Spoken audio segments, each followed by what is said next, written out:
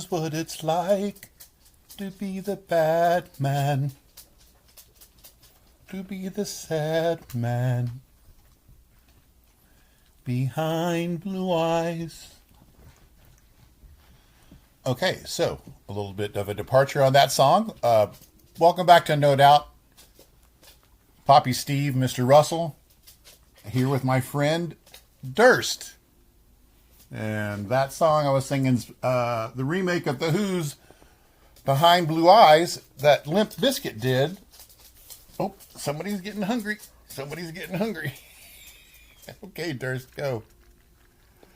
Anyway, Limp Bizkit did a great remake of Behind Blue Eyes, and I guess that last kitty you might have seen in the video, the other orange kitty had big eyes, and so she got nicknamed Amanda for Amanda Siegfried with her big blue eyes. But Durst got littler blue eyes, don't you, Dursty?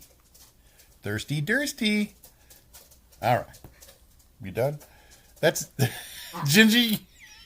You need to be petted. Okay. Anyway, yes, Gingy, I will pet you. You got to let my arm go. All right, so where I left off, I talked about that author that did that book. They talked about immorality, right? And actually, it was a book about morality, I should be clear. If I recall correctly, and you guys can go double check this, and if I'm wrong, whatever. I like what I took away from it, so hopefully it's what the author intended. But if not, that's what art's all about, is what you get from it. So he wrote this book about really people observing other people and how we empathize with those people that we observe, and that is morality. I mean, the way we want to be treated is morality. And if you think about it, empathy is like a one-word summarization of do unto others as you'd have them do unto you. So, the idea of this author was, empathy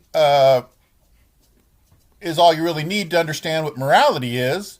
And, for me, what was nice, my takeaway is it made me realize, since I'm a little bit more modern-ish, that we're talking about motor neurons in a large respect, and our ability to see other people perform things and do things, and for us to have, a cognitive mental image that can form from that. And I think that's, evolutionary and biological for us to be able to replicate the motions of other people. The ability for musicians and dancers, to replicate the actions of others, and those mirror neurons.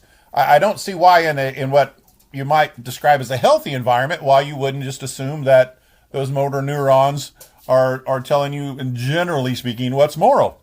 And when you see someone else in pain or having anguish, experiencing anguish, then you naturally understand those feelings yourself, and that's how you get your definitions of what's immoral or not. It's sad for me that this author's, this book wasn't really embraced as much. But what's fun is his next book, that was much more popular, plays handily into all the rest of my ideas and what I'm trying to convey on what's wrong with this world.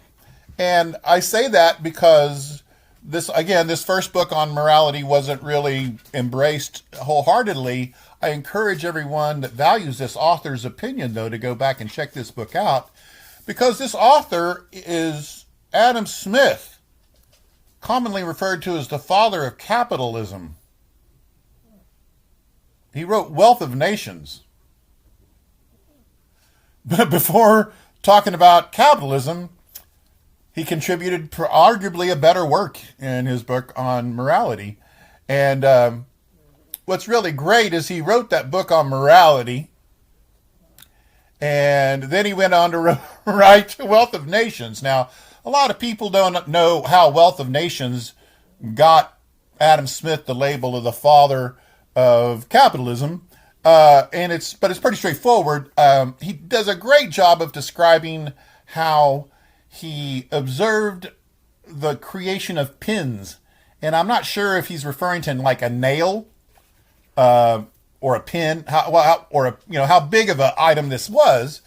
But fortunately, he was wealthy enough that he was able to travel and explore his ideas, and he was able to find some blacksmiths. And these blacksmiths, he noticed that if a blacksmith makes one nail at a time, that he can make, whatever, 60 an hour. I don't know. I don't remember the numbers off the top of my head, but it turns out that if you take three blacksmiths and you take the three main functions or the several main functions of making a nail, making a pin, and those functions involves like stretching the metal out for the long part of the pin and then actually separately putting a head on the top of the pin. But he describes those functions and he says, if you have a blacksmith dedicated to each one of these things one at a time, you can produce like 3,000 pins an hour or something. I believe it's at least one order of magnitude more pins an hour. And he's basically describing, what ended up becoming division of labor, with Henry Ford and mass production. And, so Wealth of Nations had a scotch of an impact on the world. And what's interesting, though, and this is one of my favorite, this is the thing that I loved about the morality aspect of it, is, again, Wealth of Nations, prior video, I said, happy birthday, 250 years, America. What year was Wealth of Nations published in? 1776. Wow, what a coincidence. And so that should give you an idea of, our country getting started. Now, earlier I said, we rewrote the world 250 years ago. Growing up in America, we don't really think this way a lot, but globally speaking, it's important to realize that the American Revolution started the age of revolutions. Because 250 years ago, there was monarchies, right? Everywhere. And now everybody thinks more of the terms of the world as being either capitalistic, socialistic, or communistic now, but none of those existed 250 years ago. So when I talk about rewriting the world, I realize that we're not going to throw all of our legacy literature away. I'm just saying that the governance infrastructure, the socio-political economic infrastructure of the world got rewritten over the last 250 years in large part. And so what's interesting is, and this is what I really love. Oh, by the way, sidebar on Adam Smith. The word scanty. All right. He uses the word scantiness, and I think it's a precursor to supply and demand. And he was talking about scarcity, but 250 years ago, they didn't use the word scarcity. They used the word scantiness. Sorry, that just cracks me up.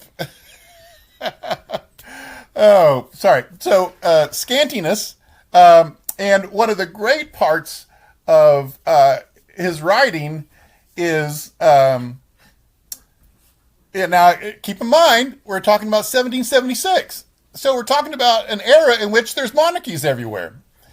And after the father of capitalism describes mass production and division of labor, he goes on to describe how there's each of the roles that you kind of play in this division of labor or on the assembly line. That would be like making somebody do the same job over and over and over again. And that's better reflected by this new French concept. I think, I don't know if he talks about it as being a French concept in the book, but at that time frame, French were using the word employee and employer for the first time. And so it turned out that Adam Smith was like, obviously, these people that are going to play these roles on the assembly line in this division of labor, that they will be employees in the future. But thankfully, I can imagine nothing worse than making somebody be an employee. I mean, the total, I think he refers to it like a bear in slumber, that torpor phase or torpor. He's like going, I can't imagine someone being stuck on an assembly line. That what an immoral waste of manpower, and how that person's brain would come to goo if they were ever to take on the role of an employee. But thankfully, we've got these benevolent kings and queens in all of our monarchies, and they would never make us work on an assembly line. They would never make us become employees. Our moral and wise leaders, they would never put us on the line. So, just so you're prepared, there was some cherry picking done on Wealth of Nations.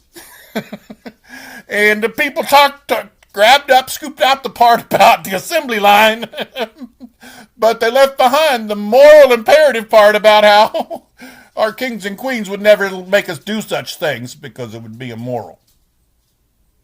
So, now we're starting to see a little bit of additional insight into morality and maybe legality, and that balance between, society as a whole and those peoples, those stewards that we've entrusted to keep an eye on things. And, it's just bad luck for us that people looking to start the new country in the new world found Adam Smith's book and grabbed the division of labor parts, and they just unfortunately forgot, they weren't the king and queen anymore. So they didn't really feel they were just the people trying to survive in the new world. So didn't really have an obligation to make sure that no one became an employee.